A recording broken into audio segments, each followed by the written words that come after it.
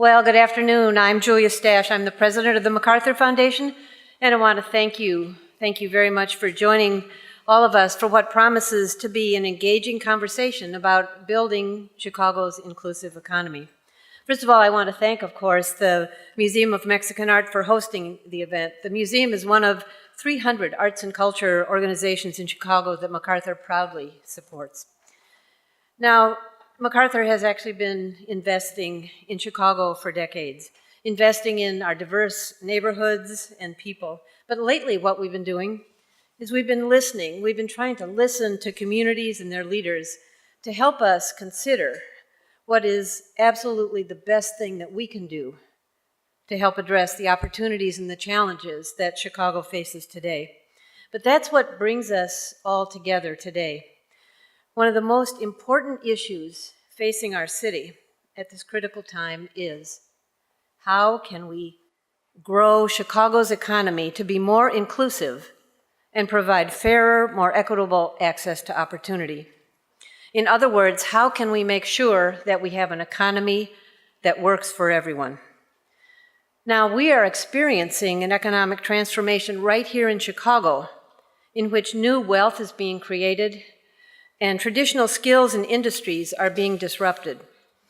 It's this economic transformation that's creating major challenges that contribute to the systemic inequality and exclusion, which of course are exacerbated by issues that we've not yet wrestled to the ground here in Chicago or anywhere in our country, like racism. But these shifts also create opportunities as new industries emerge. So one of the key questions, which I'm sure that we'll get to today, is what role will people and places that have been excluded, what role will they play in the changing economy? And can they actually be in the lead in creating and capturing that value? Now, by engaging more people, and not always the same people, we can better contribute to overall economic growth. We can increase economic mobility, we can reduce income and wealth inequality, reduce racial and ethnic disparities, and create healthier, more vibrant communities. Now, what I just said, of course, is an incredibly tall order. But without that outcome always in front of us, we will never be able to have a Chicago that will prosper far into the future. So I'm sure that our panelists have given this a lot of thought, and I know you all look forward to hearing from them. So toward the end of the discussion, you'll have an opportunity to engage directly with the panel. And afterward, please plan to stay for a reception and a chance to continue talking about this important topic. So today's speakers are Teresa Mintle, who's president and CEO of the Chicagoland Chamber of Commerce, Lanier Richardson, co-founder and CEO of Chicago Trend, Juan Salgado, new chancellor of the City Colleges of Chicago and a 2015 MacArthur Fellow, Bob Weisbord, non-resident senior fellow at the Brookings Institution Metropolitan Policy Center, and our moderator for this evening is Monica Davey, Chicago bureau chief of the New York Times. So I'd like to ask the panel to join me on the stage. And while they are coming up on the stage, I want to tell you that later this year there will be another event, a second event we will hold that will focus on how the arts can help build Chicago's inclusive economy. This is just one of many public conversations we need to have to confront the real issues, begin to take on the hard work of making sure the economy both needs and benefits from the contributions of everyone. So let me turn it over to you, Monica, and let's get going on a great conversation. Thanks, everyone.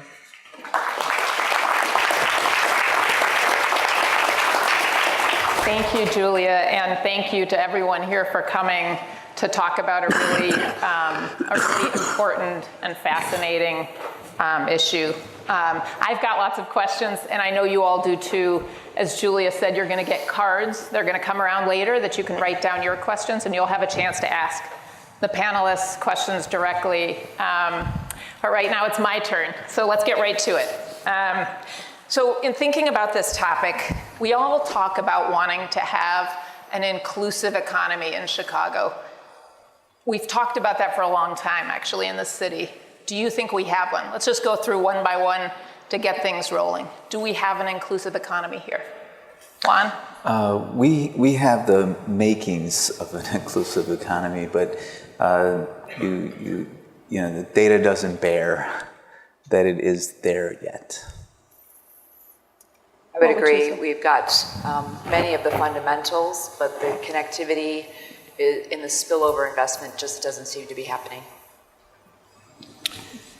The definition of what an inclusive economy is, I think, is still something that we all are kind of really figure out, right? And so, you know, once we all agree on what that definition is, I think that question really can be answered. I think if you talk to different people in this audience, I think you get a range of answers on what inclusive means, and then do we really have an inclusive economy? So I think the jury's still out.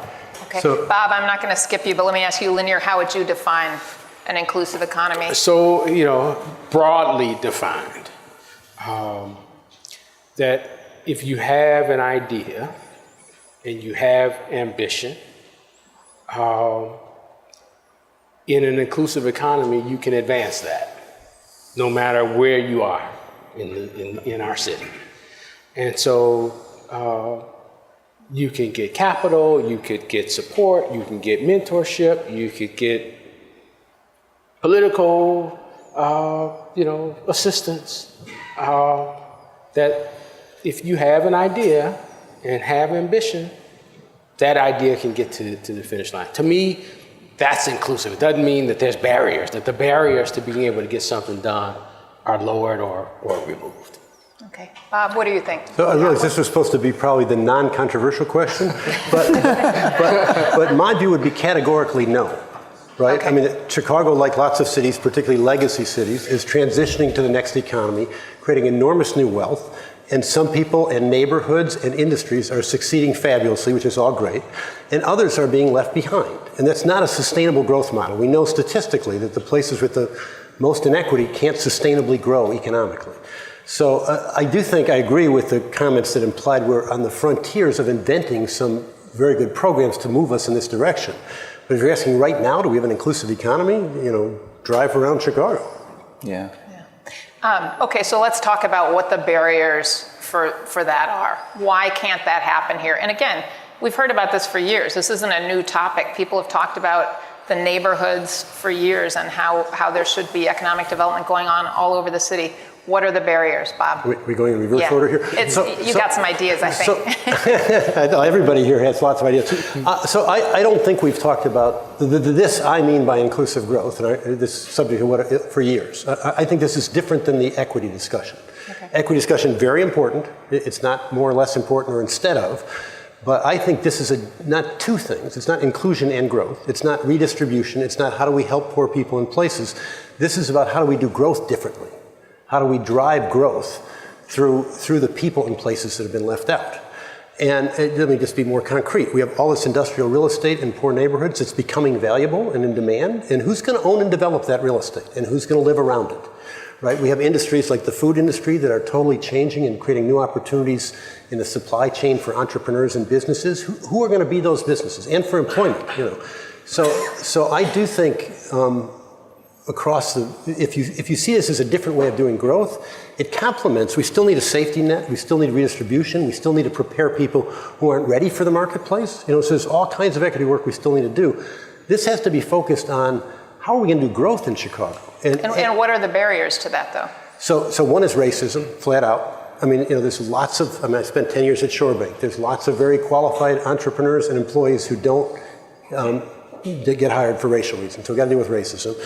One is structural, is kind of connectedness, right? I'm doing all this work in the south suburbs now, which used to be at the hub of all parts of our economy. It's become disconnected, literally physically, from a lot of where the new growth is. You know, so it's kind of where businesses and opportunities are located. I think there's another one in finance. I know Lanier's going to talk about that. I don't want to. I think we got to keep going. I mean, but I also think we are on the frontier. This is an exciting moment, and it's not. Let me say one more thing. It's not for me just about the economics. I think we're at a moment of kind of economic insecurity and cultural anxiety across the country that is provoked by an economy that is, you know, destroying the middle class, among other things. And if we get the growth right, right? So that we compete on value added and not low cost. So we invest in people. So we invest in collaboration and opportunity. That will address a lot of the other problems we're seeing. You know, the other thing I would add to that is just the growth meaning next. So, you know, a lot of the discussion around equity has often been focused on sort of history and what's present. And I often challenge sort of leaders, thought leaders, to think about, you know, 3 years from now, 5 years from now. I always think of my work is, you know, whatever's happening today in my world, I thought about 18 months ago. And so I challenge everyone to say, all right, what's next? So all this stuff around technology, you know, all this stuff around, helping people understand, you know, how to participate in what the next economy is, how to get people workforce ready, how to find entrepreneurship there, how to fund entrepreneurs who are thinking about the Internet of Things or virtual reality or artificial intelligence as opposed to, janitorial supplies or, it's how do you think about what's next? And that's growth. That's part of the growth conversation that I hope more of us, you know, think about it and find ways to fuel that type of growth. Teresa, what do you think the barriers are? And what are some solutions to those barriers? Sure. We have found that one big barrier is that connectivity with an overlay of perception. So there's definitely a perception that there isn't an entrepreneurial class, there isn't an educated or trained class out in the communities, and so they're going to look somewhere else for that sort of talent or that sort of idea. And we've actually found quite the opposite. At the Chicagoland Chamber, we have a small business development center. There's about 24 of those around the state. And instead of, sitting downtown with our little office, we actually go out into neighborhoods, many of which are underserved, and we have found unbelievable talent, ideas, tech entrepreneurs in every sector. And what we find is that they'll say, wow, we didn't know this resource was available to us. We didn't know that you could help us make this sort of connectivity. So there's that connection, but there's also that perception. They didn't know it was there, and other SBDCs don't know that you can go out and find it. So I think that somehow making those connections work, but also helping to change the perception about what the neighborhoods view of downtown and what the downtown views about what's available in the neighborhoods. And I would also say that there's a barrier with training and education, and I know Juan can talk some more about this. I am amazed how many of our members, manufacturing, food and beverage, transportation, distribution, and logistics, lament the lack of trained employees and or don't know that there's really great training programs at city colleges, or don't know that there's a STEM learning at CPS. And so they just think that it's not here in Chicago and they can't find the opportunity, when in fact there's a lot of really talented people who have the skills, but there's a disconnect, whether it's transportation, whether it's the jobs are there and the housing's here and the transportation is really middling. As Bob talked about, there's literal disconnection between a vast amount of people who live in the Southland and where the job opportunity is. So there's a lot of really good effort going on around these initiatives and how to make these connections or break down these perception barriers, but they're still there. And I think it's a big challenge of the chamber, and it's a challenge for many of us who are here in this room today to help make sure that we realize and acknowledge that it doesn't all happen downtown. There's actually a lot of really, really good talent and resources out in the neighborhoods. So I'd actually like to build upon the connection and perception theme here, because in my first now 60 days, one of the things that I've discovered is the real possibilities that exist when we really connect to these companies that are really interested in how do they tap into the talent in communities, but they don't know how to do it, okay? They know how to run their business, but they don't know how to do this. And I'm reflecting upon a meeting with leaders in the cybersecurity space, and the conversation around how do we attract people from outside to come to Chicago that have these skills. And so they were talking about doing a hackapalooza tied to Lollapalooza, right? In order to do this. And Accenture, who's been partnering with city colleges, stood up in the meeting and said, let us tell you that we have taken talent from city colleges. We've brought it into Accenture. These are associate's degree candidates, not even graduates yet. And we have found them to perform at a level that is on par with those students coming from the four-year universities that we have been recruiting from. And they're bringing some other intangibles, and understanding that we weren't otherwise getting in our company. And all of a sudden, you have these other industry leaders looking at us, perception and connectivity, in a whole different way, to the point that just 2 days ago, we're having a phenomenal conversation about how the assets of a company in this space of cybersecurity could actually be utilized. They've been given to us, literally, so that our students can learn on the job in a boot camp setting rather than in a credit. So part of this is the connection and the perception, but our ability to transform those connections into, value add for people in communities fast enough and at a scale that's large enough for us to matter to those companies. And is the scale there now at city colleges? Is it there? We're growing it in some places where we've made some critical decisions, and in others it's not. And that's a big part of my agenda moving forward. The value proposition of a city colleges is not to run a small, effective program. That's what nonprofits do, right? That's what I did as a nonprofit. The value proposition is how you take it to scale. So the best example is if you go to Malcolm X today, because it's a proof point for what we can do. And I've been around the city for a long time. So before we built that facility that now has the capability to really operate at scale with quality, right? And we did it with industry. Before then, our pass rates were 40-something% in the healthcare industry. My predecessor had to shut down programs at Olive Harvey and Kennedy King in the middle of the communities where you would want to have programs, but nobody was going to really hire those folks for higher level positions. And now, if you look across all of our programs, whether it's phlebotomy or nursing or medtech, what you find is 100% pass rates, full classes, right? I mean, Malcolm X is bucking the trend. I mean, we're already at, projecting to be at 115% of enrollment from last year. So when you have the right product that leads, to those employment opportunities, the word gets around and people want to go. And so we have to do that in other industries, do that in transportation, distribution, and logistics. To be quite frank, if you go to Kennedy King today, they're still working on those old cars. Right. But we have an industry partner that is going to start opening some doors and unlocking the barriers, right? Maybe bringing some new cars. Well, bringing some new cars, exactly. Actually not just bringing the cars, but to the perception, bringing race car driving stars, okay?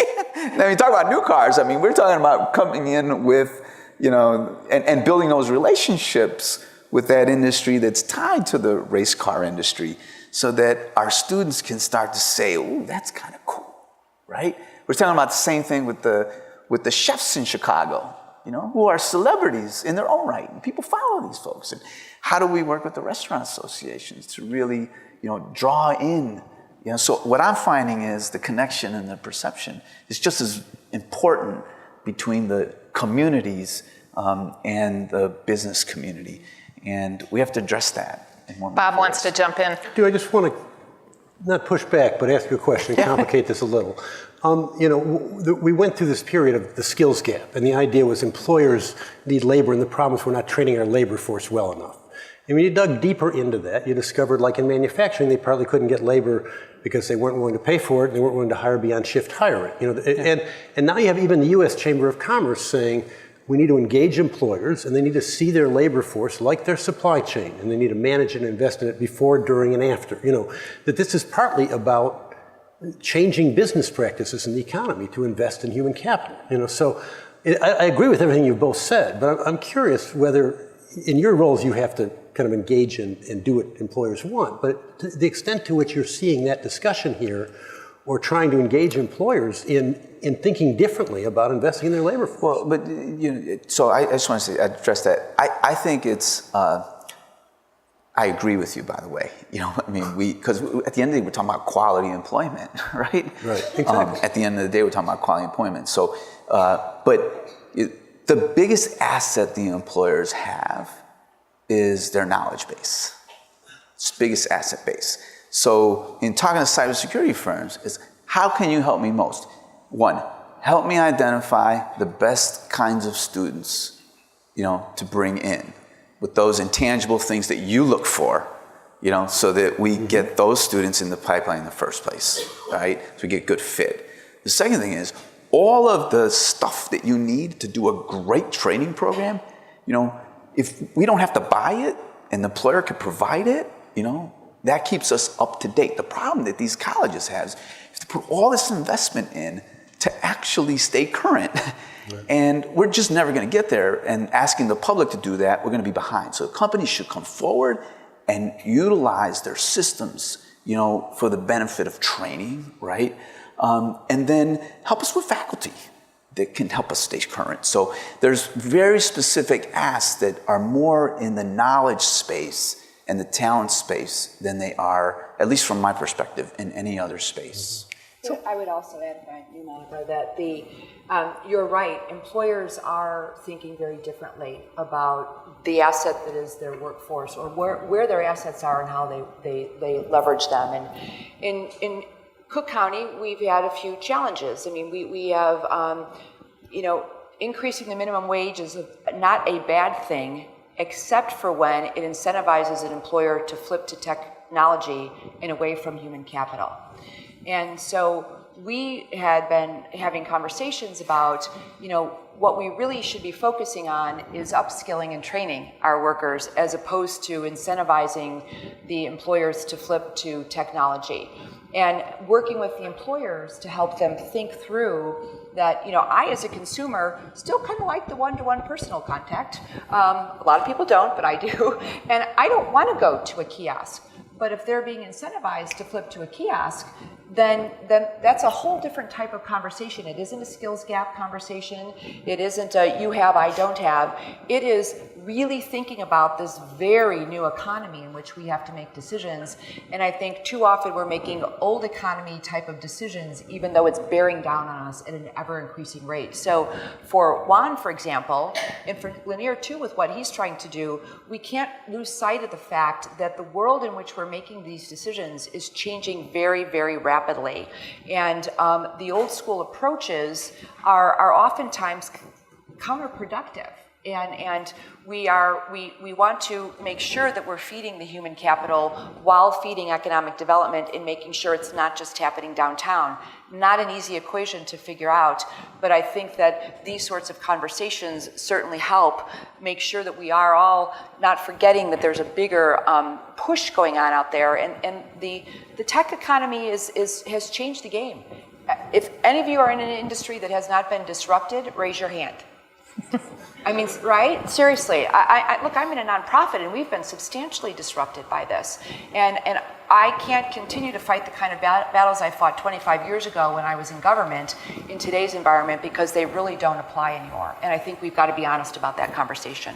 So let me ask you something in a slightly different direction, Teresa. We are seeing a population decrease in this city, and there is concern about that. What role does this question about an inclusive economy have in that, if any? Boy, Monica, that's a big question. Look, there are a lot of reasons for the population shift. A lot of them. It's education, it's opportunity, it's real estate value. Look, it's just the world is a lot more mobile than it used to be. People don't stay in a job for a generation anymore. They go where the opportunity is. And if there's family and an opportunity in Denver, people are just going. If there's an opportunity in a warmer climate, although we had a really nice winter, so we can't use that anymore, people feel much more confident about just going. And so I don't want to diminish the importance of the struggles we have here in Chicago, but I think we need to be honest about what's driving some of it in terms of that. But I definitely think a lot of what I've seen from reading the statistics and what I've seen because I've got people out in the neighborhoods working with the entrepreneurial community is that there is there is an undertone of racism. There is an undertone of, I'm not part of this inclusion. There's an undertone of, I'm not downtown, so I'm perceived to not be part of what's happening. And I think that it is going to take a lot of us doing a lot of coordinated effort to try to stem that tide of that transition. And look, right now it's been the African American middle class. The next decade it could be the Latino middle class. Look, I'm at that tail end of the baby boom. There's a lot of incentive for me to move where it's warmer or where there's a different kind of opportunity. And so we can all be hit by this at any given time, which is why I think that as a city, an inclusive community that is here tonight, and then some, we've got to be mindful of every decision we make and how it's not just for one community or another. It really is about this city that we all love so much and what we should be doing to make sure that everybody feels like they've got a part here and that there's something for them tomorrow. I'm not in my head because of this. Every day I get up and think about how do we make more neighborhoods where people decide they want to live, right? And what's missing? Specifically we focus on sort of retail amenities, but there's concerns about crime, there's concerns about entrepreneurial opportunity, concerns about schools and daycare, and where do I go for a dry cleaner, and how easy is my commute to work, and will my kids have to walk through a tougher, a different neighborhood to get to basketball practice or a sporting event. So I think as we think about growth of the city, it's sort of almost taking neighborhoods and say, how do you make this a neighborhood that's a place where people will choose to live and will decide this is a place where I can be productive and my family can be productive. And how does that neighborhood connect with what's happening, a couple of neighborhoods over? Or, how does transit work? What's the strategic advantage of this location? And just really start to think, is this a place where entrepreneurship really should happen? Is this a place where, retailing really should, the anchor retailing really should be located? Is this a place, where there's great parks and as an anchor? And how do you think about each one of the neighborhoods in a unique way and build upon that to make it places where people live there, want to continue to live, and people who are thinking about, all right, I'm now considering where to move, I can decide I want to live in Brownsville or Pullman or Austin or Chatham. You've lived other places, you've dealt with other places. How is Chicago doing on this front in comparison? In choice or in development, and so specific, or just where Either, I want to take both. So, look, there's some really leading edge things that are happening in Chicago right now. The new Neighborhood Opportunity Fund, that is as state of the art as you get. Benefits Chicago, leading edge. Lupe Fiasco did a neighborhood development fund. All that stuff of, getting capital to neighborhoods to stimulate development, to stimulate investment, that's leading edge. This conversation around the central business district or, getting development and people, living downtown and walking to restaurants and walking to work and, sort of this return to dense urban, but neighborhoods still struggling, that's common. Right? I certainly saw that in Newark, New Jersey, and Cleveland, and Detroit. And so I just think, certainly over the last year and a half, Chicago has done some really leading edge things in terms of let's have impact capital go in here and try to figure out how to create opportunity. I don't see that I think we have the opportunity to be a model here. Bob, what do you think? Two quick points. One, I want to pick up on Teresa's point. The current population loss, if you dig beneath the numbers, a huge part of it is black, working, middle, and upper class. Right. First moved to the south suburbs, now moving to Atlanta or somewhere else. And this is probably about renewal. You're right. You're always going to turn over. People move. People are going to leave. You need renewal population. So we need to deal with having places that the black middle class wants to live here. I mean, there's just no future without that. Simplifying a little bit. The other is this is a moment of enormous opportunity. The kind of economic geography is changing of cities. People and firms are moving back toward density. You can have more mixed uses. People want to be on bicycles and on walking. And a lot of these neighborhoods are going to come back, and the question is for whom? And this is the inclusive, the geographical aspect of the inclusive growth discussion is making sure as these neighborhoods come back, they come back for the people that have been excluded. And like in Portland, they've just created you'll love this because you and I have talked about this, a real estate investment trust for community residents to own the real estate as it gets developed. There's a lot of different vehicles people are exploring to. Yeah, that ownership piece, and I'm seeing that a lot too, especially, when the gentrification discussion happens, it's typically around residential displacement. Right. I can no longer live there because it's too, rents are high, or the commercial rent is too damn high, or the, residential, I can't afford the taxes in the neighborhood, that kind of stuff. But what's an interesting new discussion that I'm seeing in multiple cities is around commercial gentrification. That the business owner says, I've been operating my barbershop or boutique or bodega or, dry cleaners, and now the neighborhood's starting to get investment and I didn't own the building. And the question of minority ownership of commercial property and minority real estate developers, there's a dearth of, I was a real estate developer, 25 years ago. And there probably were 5 of us then, and there are 5 of us now, right? And, it's just, there's, who owns commercial property? Go down pick any corridor, 35th, 53rd, 57th, 63rd, 79th, 75th. Few people of color own those commercial properties. The business owners who've been operating there, owning those commercial properties, transitioning, getting new young folks capital to own commercial properties. Huge opportunity, huge necessity, on the commercial corridors, really. Mm-hmm. And I'd love to see it. Bob's been doing this work around, industrial, sort of the transition of ownership of old industrial manufacturing distribution companies in the neighborhood. Can we get, minority owners in some of those?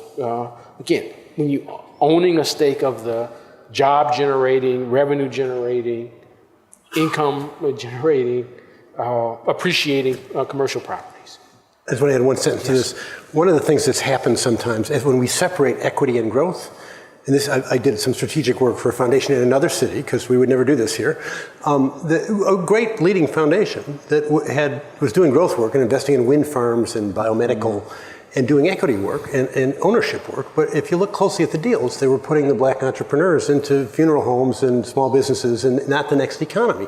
Whereas like Jumpstart in Cleveland is developing a fabulous track record at putting minority entrepreneurs into biotechnology, into a whole set of leading edge fields. There are people there and opportunities there. And so part of when I say we got to focus on where the growth opportunity is and who owns it and leads it, instead of as an afterthought thinking about, how can we include the people who've been left off? We have to be that forward thinking. I agree so much with that with Bob. My office is on Michigan Avenue, and I live not too far off of it. And as a property owner, I am sweating to see what's happening with bricks and mortar retail. The economy is changing before our very eyes. And so as important as the commercial investment is in the neighborhoods, it's changing. And so we need to make sure that the entrepreneurs that are in my small business development center, the entrepreneurs that are going to have their product ready to go to market, the people who are training at city colleges, that we're not just putting them back into a bodega or a funeral home, that we are preparing them for the new kind of economy that is out there. A very large company that we all know was in my office today, and they are dominating the home delivery marketplace. I have a feeling we know who that is. And now grocery stores. And we had a very rich conversation with them today. And the good news is that they're super focused on neighborhood, what we would consider neighborhood small business owners to get their product to market. Incredibly important. But they don't want them to have bricks and mortar in the neighborhood. So because that doesn't help their model. 50% of this company's sales are from the non-corporate businesses. And so I sit here and I think about this stuff, and after the meeting with this particular company, it just kind of resonated with me about, A, what it means for my little downtown where I work and live, but oh my God, what does that mean out in the communities? Right, which is such a larger problem to solve beyond inclusion. It's an economic problem to solve. So what is the answer to that? How do you guide people if we don't know where this is going? Well, that's a great question. And it's not just retail. Like I said, somebody raise your hand if you haven't been disrupted. But I said to this guy that, and I actually gave you guys a shout out, as I always do. I said, well, so what you're telling me is that we really want to work in our TD&L program about making sure we're training people how to run drones. And he was sort of like, yeah, you're right. It's managing the drones. It's managing that 24-hour delivery stuff that they do, and so it's totally different than just what we might have been training for warehouse work in the past. It's been completely transformed, and I look, you guys, this is a learning experience for me as well. Every time one of our members comes in to talk about what they're doing from a technological perspective and how they've been disrupted, it always comes back to me about job creation or job loss, always. And I got to tell you, it is a very dynamic, very rapidly changing marketplace out there right now.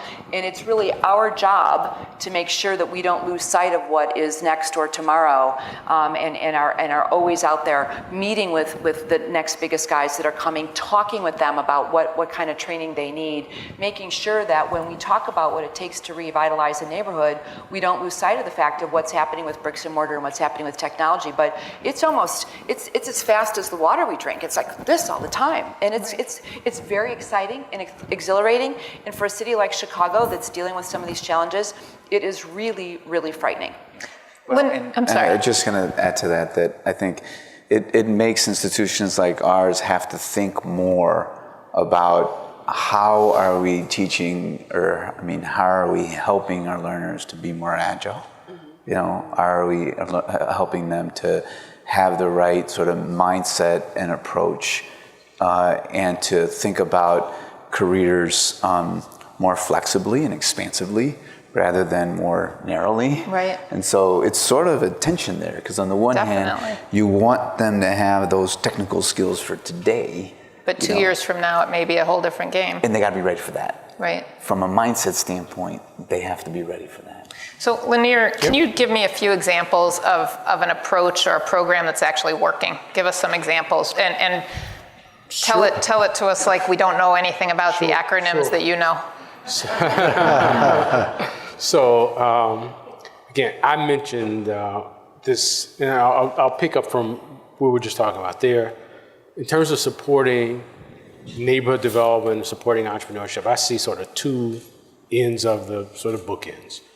One is supporting just the everyday entrepreneur who's trying to find a way to feed a family and make an honest living and be entrepreneurial, whether by necessity or by choice. But the other side is supporting entrepreneurs who are really part of this next economy. And again, I can go down that list. We know what the next economy sort of opportunities are: virtual reality, artificial intelligence, 3D manufacturing and printing, and Internet of Things, that kind of stuff. As well, on the other side, you have folks who are, either gig economy or super small business, all these new startups of African Americans. There's all these statistics around, they're not employing enough people. They're just sort of supporting each other. So I don't think it's either or. We're going to only support next economy or only support every entrepreneur. It's just sort of both. Mm-hmm.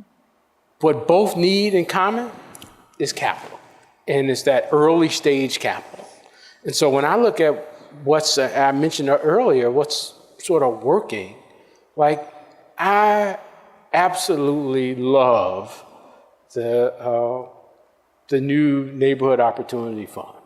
Let's take capital from downtown development, density, and let's find a way to get that capital into neighborhoods to encourage, new entrepreneurship, new development, new commercial corridor, opportunity.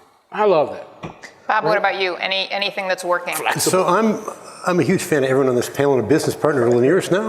I thought you were going to talk about trend. Right. And I don't think the Opportunity Fund is proven out yet. I think it's all over the place on deals. So I hope you're right. But the concept of just capital being available, flexible, patient, yes, long-term, absolutely. creative. Right. But has there been enough time really to know what? So I'm going to mention this another makes? one that there hasn't been enough time, but it ties to everybody here into this comment Teresa made, which is Chicagoland Food and Beverage Manufacturing Associate. And Alan, who's its CEO, is here, right? Teresa's on the board and helped set it up. In Juan's past hat at Instituto, he was our training partner in Development Manufacturing Institute. So we looked at a whole team of people at the economy in Chicago, said, where's the opportunity, where's the growth? We're the second biggest food manufacturing in the country after LA. It's radically restructuring toward local, smaller firms, new job ladders and entries, lots of opportunity. Last board meeting, a discussion about the Amazon acquisition of Whole Foods and what's that going to mean for the packagers and suppliers. Are they going to get squeezed out? Are there going to be new opportunities? And unlike any other industry organization you would have had 10 years ago, this is the first inclusive cluster organization in the country, as far as I know. Part of that discussion is, are there going to be opportunities, or how do we make sure some of these opportunities, as it restructures, go to and there's a lot of minority-owned food companies, Reggio's Pizza, there's lots of them. So having at the front end, in the room, and part of the discussion as these things restructure, the conversation about who do we go to be the employees or the owners is a key part of this. It's changing the discussion around growth. So that hasn't succeeded yet either, in the sense that it's had huge impact yet, but we're setting up a seed fund, just what you said, to invest in minority entrepreneurs who want to go into this industry. We're doing a set of things that I think are very promising. Okay. Because everyone on this panel. Yeah. So we're going to turn to audience questions in just a minute, so I assume you all have turned those in. I just want to ask one more speed round question to each of you. If you are sitting in this audience, what can you do to actually be part of fixing this problem and helping this problem? If you're someone who works for a nonprofit, just works for yourself, just as an interested party, is there one piece of advice you can give people for what they can actively do other than just hoping that the economy gets more inclusive and that Chicago can turn this around? Juan, what do you think? We have a large universe of people in our city who, for many reasons, education has not worked for them. Our high school dropout rate for years was about 50%. So those are all assets that can be developed in a system like ours. Mm-hmm. And there's other community-based providers. But as long as those folks are on the bench or on the sidelines, our opportunity for inclusive economic growth diminishes greatly. And so we need to inspire learners to engage. We need to meet them where they're at. We need to move them to a better place. And that we're doing a lot of certification work too, right? Mm-hmm. It's not just getting that associate's degree or that bachelor's degree. There's a lot of things you could do to get in the economy now. And as a new chancellor, I'm going to do a lot more of getting people in the economy now, right? Because we need momentum. Everybody needs momentum, and those folks in our communities that are underemployed and underemployed need a shot at a first opportunity. So if you can provide that first shot, if you're in a position to provide that first shot, provide it. If you're in a position to really inspire somebody to take that first shot, help them take that first shot. If you're in a position to help someone finance their first shot, to Lanier's part, help finance the first shot, but give people a shot. What about you? Social media has allowed us to all become our own megaphone, our own news agency, our own PR firm. And I would encourage everybody here to use your Facebook, your Twitter, your LinkedIn, whatever it may be, to help address the perception problem and send out positive messages. Don't retweet that negative story. Find that positive story. Talk to whoever you're sitting next to and learn what they're doing. Go to their webpage, go to their social media. Let's create some buzz here in Chicago and be part of the positive messaging so that we can really start changing the perception that's out there, that perception from the neighborhoods versus the downtown versus the neighborhoods. We have a great story here in Chicago, you guys. We have got to help get that story out. Yeah, mine is similar. I think it's get into the neighborhood, right? So I always said if I spend a half an afternoon walking any neighborhood of Chicago with anybody, I could help, they could see opportunity for themselves, right? So it's just, this reminds me of another place. This reminds me of a deal I did 20 years ago. This reminds me of something I read about. So it's getting people out there to sort of touch and feel the fabric of the neighborhood, and they'll see opportunity, A. B, I can't leave without talking about, once again, the importance of getting more capital there. And that early stage capital, that, Emily or early monies like yeast, that early capital is something that, whether it's through crowdfunding, whether it's through, helping sort of wealthy investors sort of see, new ways of investing early on with entrepreneurs, venture philanthropy, that discussion. I just think it's, how do we continue to focus on getting capital closer to the grassroots level so that people can act on it and innovate and sort of achieve? So I do think it's an enormously exciting time, and this depends on kind of what vertical you're interested in. I mean, you can do it in industry, you can do it in neighborhoods, you can do it in human capital. There's a lot of places to engage. I'd pick three broad areas. If in your neighborhood, right, this is a time when neighborhoods are changing, and the approach to neighborhood development has to be changing, and not as insular and as if each neighborhood is independent. So people in neighborhoods need to engage more around where their neighborhood fits in the city and how it connects outside. The second is in your workplace. This is about quality growth. I mean, we've gone through a couple decades of kind of glorifying this self-interested, mercenary financialization of the short-term view of the economy and maximizing shareholder value. And that plays out in very concrete ways in the workplace in terms of how we treat our employees, how we treat our clients, our contractors. I think we're learning that there's a new and higher and better way of doing business in this economy that aligns with inclusive growth, unfortunately aligns. So I think there's a lot of things to do in the workplace. And the third is this connectedness point. All of us know people who are people and businesses who are underutilized. People who are underemployed, people who, and this happens to be a room, I'm guessing, of people that are pretty connected. And we all have the opportunity to spend time thinking about how to reconnect people to the emerging economy. Mm-hmm. All right, so I've got a giant pile of questions from the audience, and I have discovered that everyone is a reporter. You have way more questions than I had, so this is fantastic. Let's go first to a question that's pretty provocative and good for you. Can we truly address and get to an inclusive economy without addressing the issue of racism more than just superficially? And I think that's a legitimate question. Juan, what do you think? Do we have to dig deeper on this, the larger issue of racism here? We have to have the will to have the conversation in the first place. I remember being part of Leadership Greater Chicago. We had our race session. I'll just share it. And every LGC group had the same race session. The white folks had nothing to say. Every person of color had to start the race conversation. It's like, it's at some point, those that have been on the positive side of race and inequality in the United States have to be willing to enter into a messy conversation. Are we anywhere near that yet? I don't ask me. You guys talk to each other, Don't ask me. What do you think? This is the proverbial elephant in Chicago. And I grew up here. It's been the elephant in Chicago for a long time. And for any number of reasons, we can't seem to find the will to really have the conversation and address it. I wish I had an answer.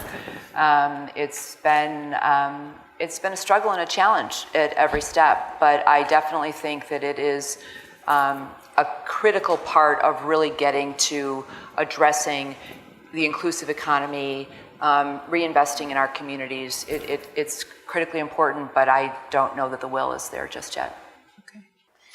So I took my family to South Africa last summer for a week. And it was a fascinating visit. But there was this one place, like a public park, where I can't remember what it was called now, but they would go, and it was a place where you'd go and almost say, my family supported apartheid, and I'm asking for forgiveness. And I remember thinking, like, wow, now that's having the race discussion in a different way, right? So are we ready for that type of, my family, my great-grandfather owned slaves, or we were part of Jim Crow? I don't know. I'm sure we're not really ready to have that discussion as bluntly as that. But I still go to the point of, if you create more economic opportunity, the racial discussions become easier to have. Last story. My grandfather talked about race every hour. It was always the white man's holding me down, or this or that. My father still probably talks about race every day. He still sees things very black and white. I think about race probably once a week, where I feel like, are they treating me a different way? My son, maybe once a month. So I'm hoping that the racial conversation and the place we're trying to get to will continue to evolve. That as there's more opportunity and more education and more sort of opportunity to sort of sit with folks, that it'll become easier, as over generations. I don't want to go after Lanier on this question. You don't need to. I tell you what. Just real quick, though. All right. The answer is no, right? And the question is, I was a civil rights lawyer for 10 years and a facilitator of these racial conversations as part of my training. The question for me is, can you deal with the racism issue out of context? And isn't it easier to deal with in settings where you are forcing people to confront it? So I don't think you can deal with the inclusion without racism, but I don't think you can deal with the racism without addressing the economic inclusion. That may just be complicating, but okay. So now I feel like I've disturbed. No, Just give us all 20 cards and we'll figure it out. I'm going to take you through. Everybody gets a chance to answer one question. We're not going to go through the whole panel. So I'm just going to pick on individuals. Bob, what role should the federal government be playing in any of this? Grants, tax credits, support of entrepreneurs? Where does the federal government fit in? Is this meant to be aspirational or Aspirational. So there's huge, Aspirational. So there's a very good book, but Stiglitz just published a really good book on the policy implications of the disappearing middle class, and it's got, I'm not going to remember all of it, but it falls in different categories. So our tax policies are messed up and are favoring the short-term behavior and favoring shareholders over wealth creation and exclusion and all kinds of things. There's a set of reforms around our labor policies and the National Labor Relations Board. So there's a whole set of policy issues embedded here. But I think the realistic answer is that the locus of the economy and the power and the natural connectedness is across a set of nodes that are really cities. And what we're seeing is the cities step up and form connections and do things. And that's going to be the center of gravity for a lot of work. I don't want to give up on the federal government, but there's kind of a laundry list of things they need to do better. I don't have real high hopes that that's going to be where I'm going to be most productive in the next couple of years. All right, Juan, this one's for you. How to increase the inclusion of people with criminal records? This is from Kim Mulligan, the first person to write down her name. How do we do that and include people with criminal records into the economy more? I assume that the city colleges looks at this issue from time to time. You have to start by believing in them. You have to start by believing in them. And you have to then continue by actually, going and being part of the hopeful equation, right? One of the things early on, I'm thinking about this. I don't have it all worked out, but I'm inviting anyone who would have an interest is, I want to go into our prison systems and tell our returning citizens that they have an educational home at City Colleges of Chicago, right? And, here is what we can do when you come out, And can we meet your family, so that they too can be prepared, and maybe we even do it while they're going in, so that their families are better prepared. Is that already happening, or it's this not is aspirational? Too? It's not. It's why not. not? Well, I don't know why not. I'm here new, right? Right. I mean, I don't know why not. But what I'm saying is that, well, I think it comes from a place where, hey, this is how higher ed is organized today, right? Excellence is defined by setting a bar to get prepared students to graduate, right? Excellence is about getting, the students in our communities to go from point A to an amazing point B. Today, I got a chance to meet Candace. It's a young woman who entered into our program at Dawson Technical Institute. She started in January. She had no job, okay? She learns to be a carpenter, and today she's making $40 an hour. Nice. That was January 2017. This is today. I met her on my first day as chancellor, and I just have to tell you, I was like, she's making $40, So it's like, hey, that's pretty good. So I think we have to go to folks, and we have to believe in them, and we have to do family financial planning, right, with those families that are entering or leaving our prison system. And for whatever reason, we haven't thought about those kinds of things. So we have to be more creative and thoughtful and inclusive, and we have to reach out, right? We have to reach out. And the reason human beings do that is because we actually believe in that other human being. And so I think part of the barrier is, we just don't think it's doable for them. We think we've sort of given up, right? And companies are giving up, education institutions, and everybody wants to go upstream, right, so to speak, so they can improve their brand. Well, we should rethink that. All right, here's a simple one. For me? Yes. Thinking about an inclusive economy, a more inclusive economy, what should we stop doing?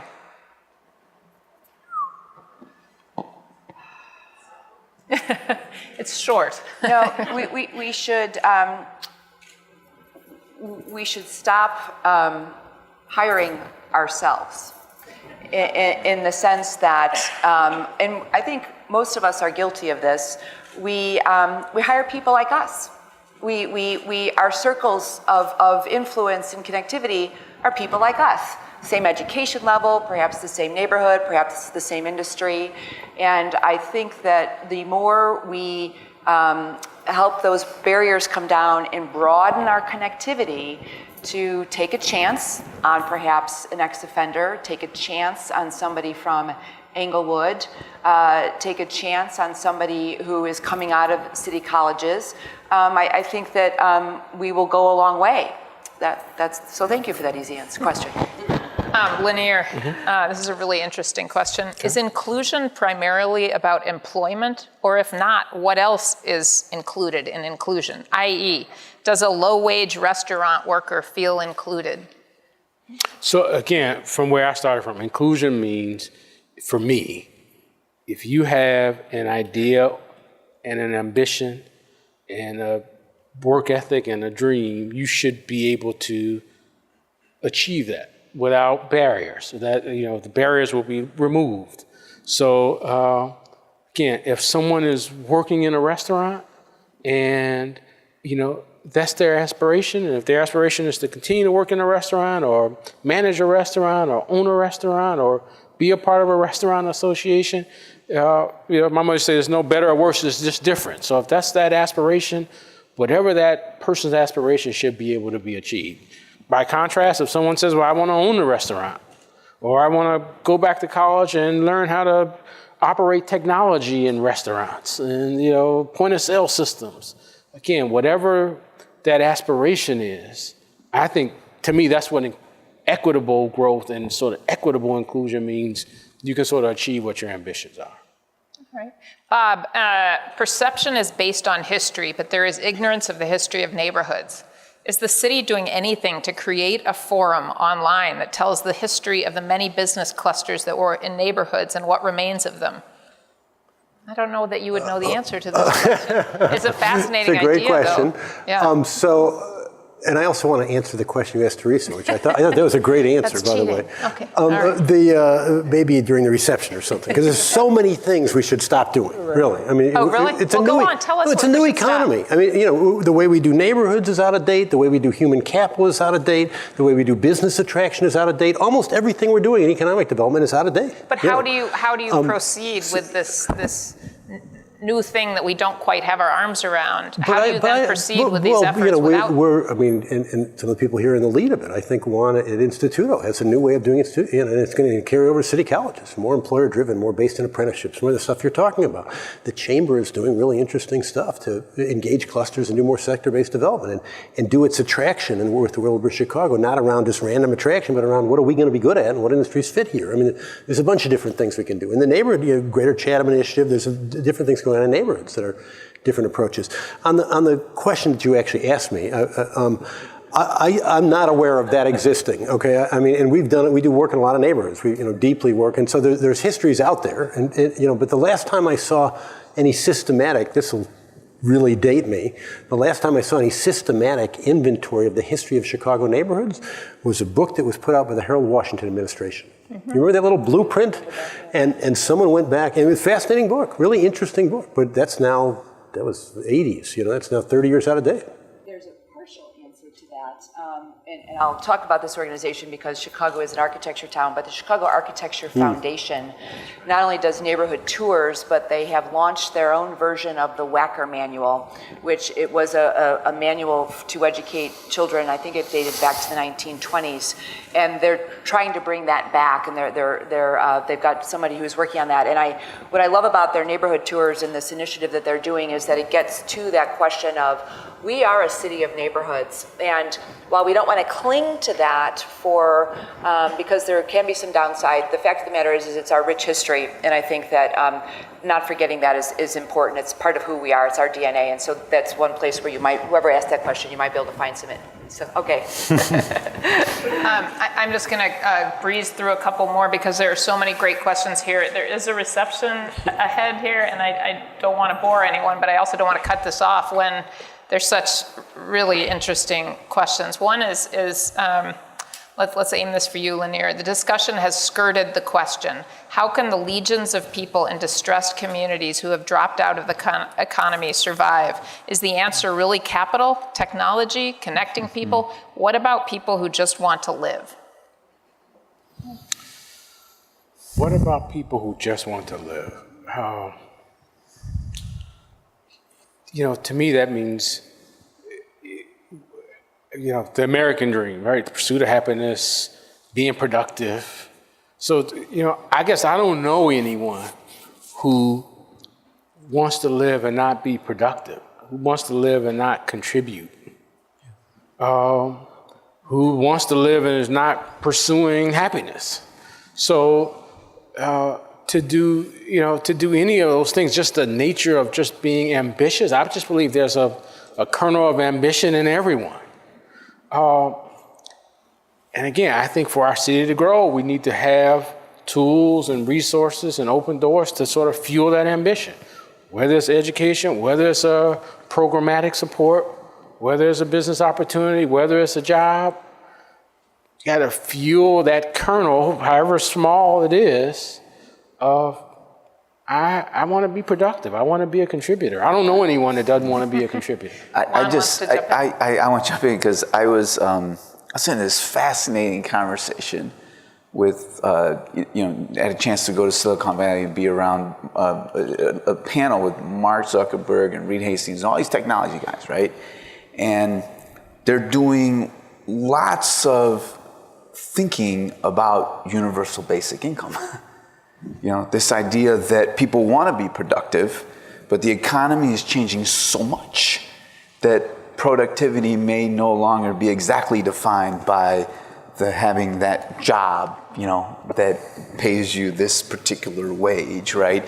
And it's sort of emerging consciousness about what the tech industry is doing to our society and what measures we might be able to take so that human beings can continue to be productive, and yet that not meaning somebody necessarily employed you. So I just thought it was fascinating and something worthwhile to keep our eye on. Okay, I'm going to do 3 more quick ones, and then we're going to go to the reception. I think this one's for you, Teresa. What is the best suggested approach to encourage corporations in Chicago to consider inclusive economy in their operations strategy? Ooh, that's a big one, but there's actually a lot of work being done on this. So at the Chamber, we do our Small Business Development Center, and it's really because of the large corporations that fund us that allow us to do this service for free. We have strategic partnerships with the CASE initiative, with the with Chicago United, with the Chicago Urban League, where your classic corporate leaders are really trying to diversify their supply chain, that really are making a commitment to diversity and inclusion in their workforce as well as on their boards. We see it actually happening. How can we get it to an even larger, broader level? I think the kind of conversation we had today, and now that Bob said it, I can with Amazon, is actually something we can do to make sure that they know that they might have a corporate commitment to it, and they may think, okay, now we're coming into Chicago in a big way, and we can say to them, look, here are 3 ways that we can help you get there. We have the Chicagoland Chamber has a foundation, and our foundation does work with the disability community. We've got a pillar about workforce development that really is about getting our corporate folks to see that there's a much broader community besides where they might traditionally go for hiring. So we're trying to walk the walk and talk the talk, but I think that wherever we've got the classic corporate member on our board, or who might be a supporter, to make sure that they know that there's really there's a lot of really great opportunities out there for them to be part of what we're talking about here today. Bob, how will this new economy change how our neighborhoods look? Could the neighborhoods that have been decimated by vacancy and depopulation have an advantage? How? Let me do this in reverse order. So, I mean, and there's a lot of expertise in this room well beyond me on this. I do think there are advantages to a lot. There's some neighborhoods that are no longer well located or don't have competitive assets, and we got to deal with that problem. It's less true in Chicago than some cities I work in, but there's a lot of neighborhoods, particularly in Bronzeville, Chatham, near West Side, that are changing, that offer huge opportunity because they are underdeveloped. And the land's still pretty cheap, and they have locational amenities, and the trick will be managing the development as they come up. So, and part of the new manufacturing is not as intrusive, right? So it's consistent with neighborhoods. We don't have to put factories out in big lots somewhere else. So you have much more mixed-use, vibrant communities emerging around the country, closer to downtown. So I think a lot of our neighborhoods are going to see opportunity.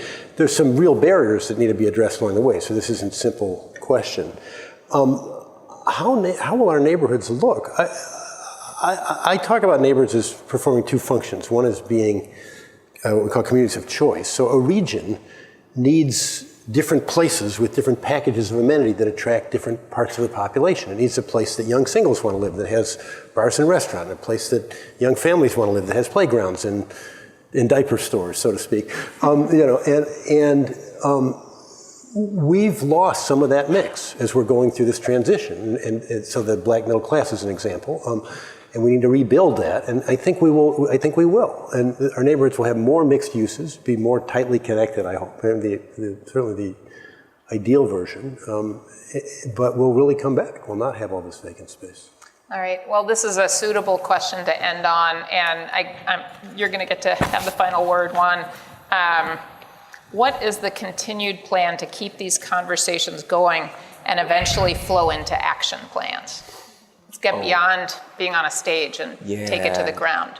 I have a simple answer to that, actually, is people make that happen, right? So don't ask us what the plan is. Each of you are at a place. You work at a place, you live in a place, you interact in those places.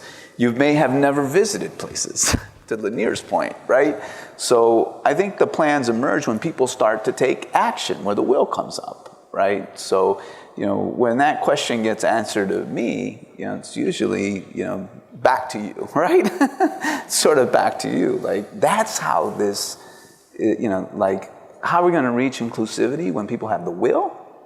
And people get into a conversation about what they can do specifically where they sit today And, I would just say, if you're in this room, you're in a position of power and influence to do something. So go do it.